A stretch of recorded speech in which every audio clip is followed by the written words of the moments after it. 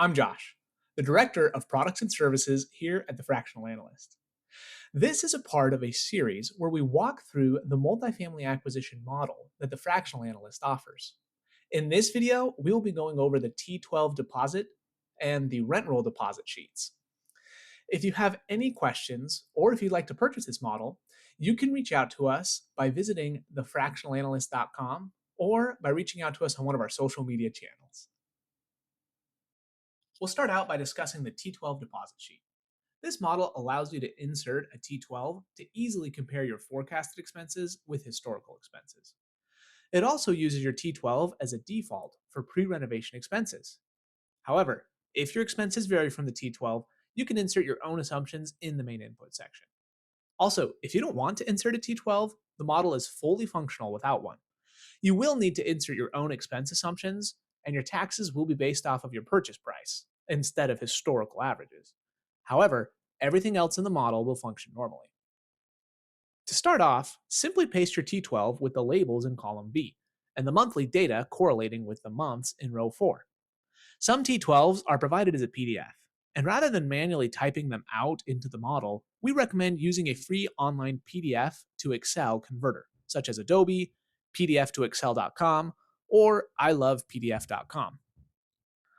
If you only have 3 or 6 months worth of data, you can adjust the sheet by changing this cell, and it will annualize your data and pull it through the rest of the model.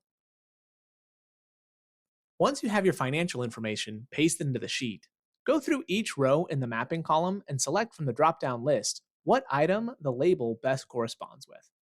Avoid mapping total rows and subtotal rows at the same time, as this will cause the model to double count those amounts. Rather, select all the subtotal rows or just the total rows. For example, rather than mapping all the subtotals for utilities, just map the total row. Or if you're breaking out the contract services to show landscaping, make sure you don't map the total row. Otherwise, it will double count that expense. I'll go ahead and quickly finish mapping out this example T12.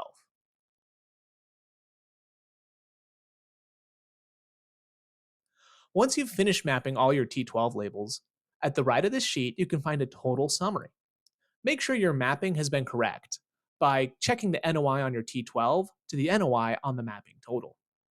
Now that's everything that we need for the T12 deposit sheet. So let's go ahead and move on to the rent roll deposit sheet. Similar to the T12, this model uses a historical rent roll to set up assumptions. The rent roll is used to create your unit mix, including your unit count, floor plans, and square footage. It also sets up the occupancy, in-place rents, and the market rents. Similar to T12s, many rent rolls are provided in PDF format, in which case we recommend using a free PDF to Excel converter. If you don't have a rent roll, or if you don't wish to insert one, you can ignore this sheet and insert assumptions directly into the unit mix table. We start by inputting the date of the rent roll in cell D2. This is just for your own reference and records. Then, we will paste our rent roll data into the corresponding columns in the model. As you can see, we need to input the floor plan type, the size of the unit, if the unit is occupied or vacant, the market rent, and the in-place rent, or scheduled charges. The other columns, such as building and unit number, the resident name, and the lease start and end dates, are usually found on a rent roll, so we've included them here in this model. This allows you to have the rent roll in one place in a uniform format. However, these additional columns aren't referenced anywhere else in the model and are not essential. Once you've pasted your rent roll data into the model, you'll need to fill out the mapping column in column B.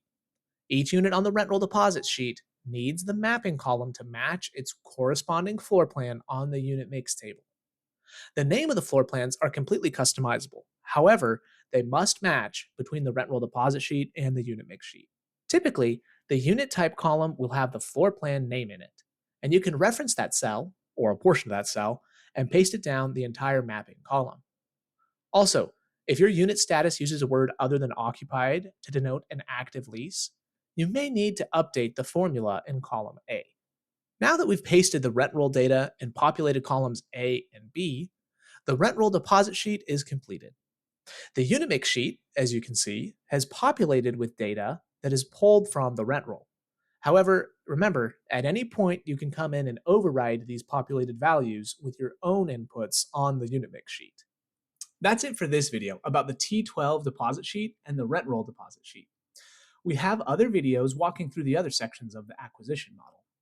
As I mentioned at the beginning, if you have any questions about this model, or if you'd like to purchase it, you can reach out to us through one of our social media channels or by visiting thefractionalanalyst.com.